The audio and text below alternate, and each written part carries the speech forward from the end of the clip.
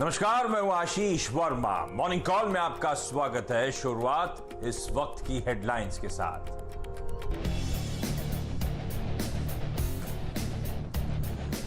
Global market से अच्छे संकेत। कल 2% की बढ़त के साथ बंद हुआ डाउ। मार्च के बाद S&P 500 पहली बार 3000 के पार निकला। एशियाई बाजारों में भी मजबूती। SGX निफ्टी में 50 पॉइंट की तेजी।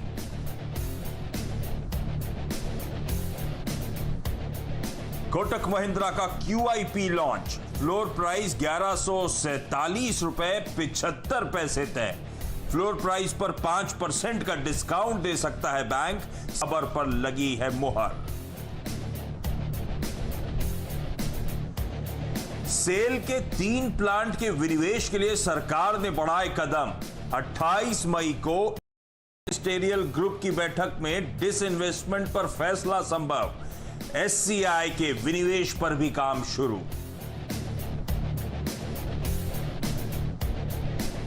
आ जाएंगे सन फार्मा के नतीजे। मुनाफे में 53% तो मार्जिन्स में करीब 6% उछाल की उम्मीद।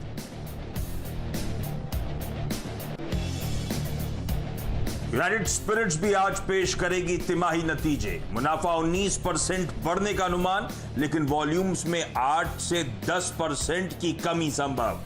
डाबर के भी नतीजे आज। मुनाफे और आय में 5 से 6% की बढ़ोतरी संभव।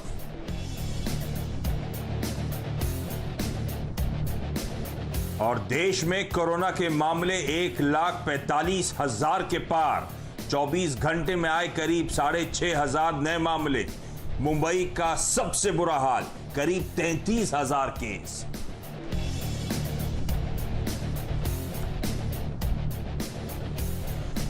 चलिए, बुधवार की सुबह तो हफ्ते के मिड पॉइंट पे आके खड़े हुए हैं और आज कल की एक्सपायरी से एक दिन पहले का सेशन, तो पेनल्टिमेट सेशन कहते हैं हम लोग, आज उसकी हमें तैयारी करनी है। और कल हफ्ते की शुरुआत तमाम अच्छे संकेतों के बीच में हुई तो मजबूत, लेकिन भारतीय बाजार टिक नहीं पाए।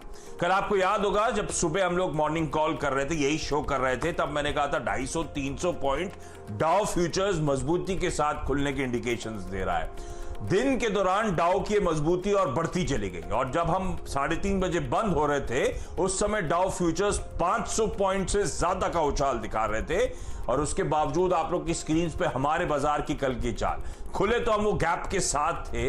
दिन भर मुनाफा वसूली का दबाव और फाइनली लाल निशान में जाके भारतीय बाजार बंद होते हुए तो एक समय निफ्टी 120 पॉइंट की मजबूती दिखा रहा था और फाइनली 10 पॉइंट नीचे जाके निफ्टी में कामकाज की समाप्ति हुई। और आज के जो क्यूज है वो आप लोग की स्क्रीन पर आएंगे। डाउ ने तो जैसा फ्यूचर्स ने मूवमेंट दिखाया था वैसे ही डाउ की चाल थी। कल हमने देखा मजबूती के साथ डाउ 506 पॉइंट मजबूती के इंडिकेशन दे रहा था 3:30 बजे।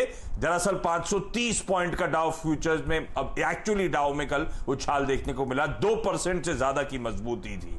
तो आपकी स्क्रीन पे वो संकेत आते हुए ऑलमोस्ट, और आज सुबह भी वैसे ध्यान रखें डाउ फ्यूचर्स 70 पॉइंट ऊपर ट्रेड करते हुए इस समय नजर आएंगे। तो वीकनेस से शुरू हुई थी और अब मजबूती डाउ फ्यूचर्स में वापस तूल पकड़ती हुई। बाकी के संकेतों में आपकी स्क्रीन पे कच्चा तेल है जो जस का तस बना हुआ, जहां हमने छोड़ा था वहीं पर है। सोना जरूर कुछ ठंडा पड़ता हुआ आपको नजर आएगा क्योंकि रिकवरी की ऑप्टिमिज्म है ग्लोबली, इसलिए सोने की चमक थोड़ी सी फीकी पड़ रही। तो इक्विटीज के लिए वैसे ही अच्छी खबर है। तो अच्छे संकेत हैं। एशिया का तमाम पैक आप लोग की स्क्रीन पर आ जाएगा। देख लीजिए किस तरह का कामकाज हो रहा है। और SGX निफ्टी दिखा रहा है कि बुधवार के दिन फिर से मजबूती के साथ शुरुआत होगी। 2/3 और ये मजबूती बढ़ रही है। जब मैं शो की कुछ देर पहले शुरुआत बस तैयारी कर रहा था, आधे % ऊपर SGX निफ्टी था। अब 2/3% की मजबूती के साथ शुरुआत होने के SGX निफ्टी की तरफ से इंडिकेशंस आते हुए।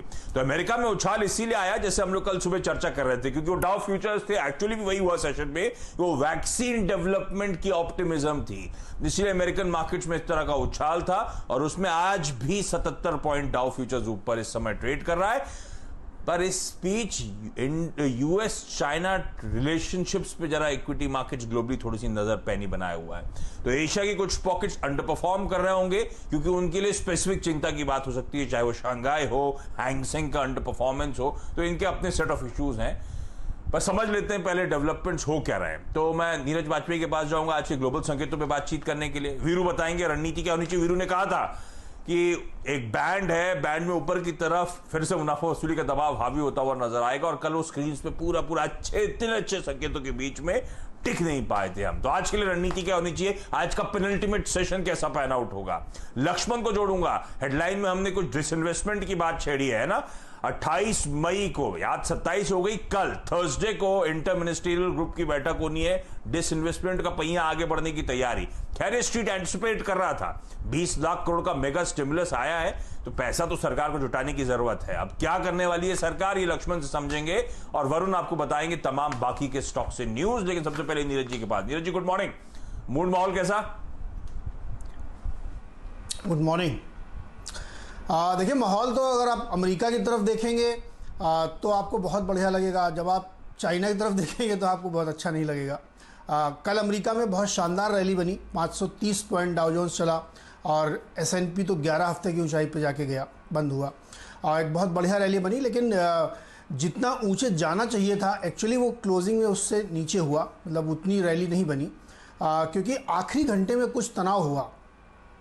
तनाव ये हुआ कि हांगकांग को लेकर के अमेरिका का रुख काफ़ी कड़ा हो गया है और वो एक सैंक्शंस की तैयारी कर रहे हैं और उनका ये मानना है कि बहुत सारे बिजनेसेस, एंटिटीज़, ऑफिशियल्स पे सैंक्शन लगाए जा सकते हैं, क्योंकि हांगकांग को जो नए रूल्स के तहत लाया जा रहा है उससे उसकी फाइनेंशियल हब की जो स्टेटस है वो चली जाएगी।